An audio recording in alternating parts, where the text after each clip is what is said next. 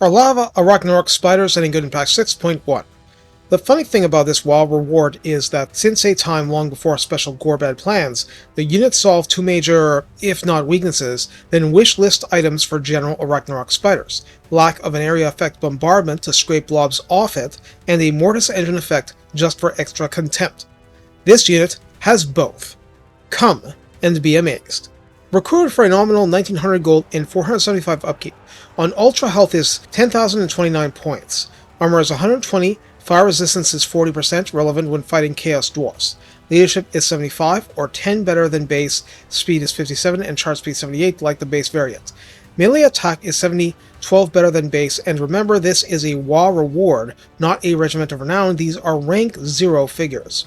Each attack carries poison and flaming attack, relevant when fighting Chaos Dwarfs. Attack interval of 3.2 is low, flat out low, and vicious.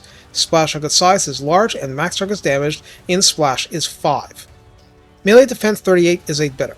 Weapon strength is the same at 500, split base 140 and armor piercing 360, and an armor busting ratio with a bonus versus large of 20, charge bonus is 40, and mass is 4000. The missile weapon is the same kind of auto attack deal as the regular one, but importantly this is flaming, not poison. Still does the morale debuff and can retard healing regardless. Also, though it is not expected to be a huge short-term damage dealer, its base and armor piercing ratio is flipped from normal, so against heavily armored troops, this will consistently finish off infantry entities that have taken damage from other sources. This is a wonderful luxury, and anything the spider seriously wants to kill is going to be poisoned in melee anyway.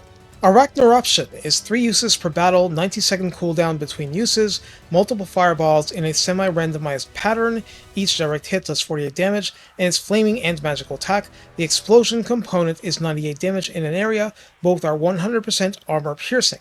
It's a nice bonus. Thermal Thorax is simply a mortis engine effect, no conditions, just under a cool name.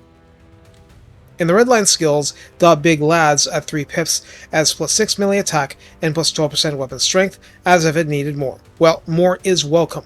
At rank 7 and up, they benefit from biggest and strongest for plus 5 melee defense, plus 12% more weapon strength, and 15% missile resistance for good measure, since hey, it'll get shot.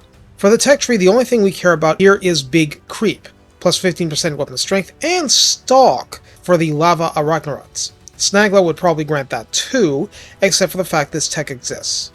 For scrap upgrades, Strat Plates grants the usual 20% missile resistance, and Spiky Leg Bits as the usual charge bonus, plus 20 flat, and plus 15% more weapon strength, because no, you didn't have enough. So how do we use the Lava Arachnarok spiders? Well, if you get one as a Waagh reward, since it's plenty vile and powerful even in its base Waagh mob form, you're pretty much morally obligated to pimp it out. Like I said at the start, this unit basically adds the two things we would have been astounded to get with the regular unit. Just the mortis effect alone means that enemies not putting everything into killing this monstrosity are likely to get crushed.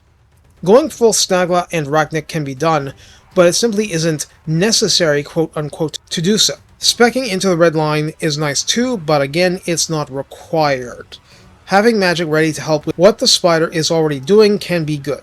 These are nice, but again, the unit is so strong, reasonable measures to keep it alive should be sufficient against the vast majority of foes. What you should take away from this video is that Focus Fire definitely gets that hit point count down, but in melee they're actually very, very tough to kill. Due to the very high fire resistance, if you do go full Snagla, keep in mind Lava Spider Rider archers may do more armor piercing, but stray shots will do much less damage to the Lava Arachnarok due to how fire resistance works.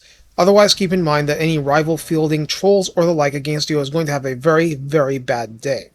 Also keep in mind that really flame-resistant enemies will make it hit softer, not quite like a wet noodle probably, but still something to keep in mind for when doing Imric hunting.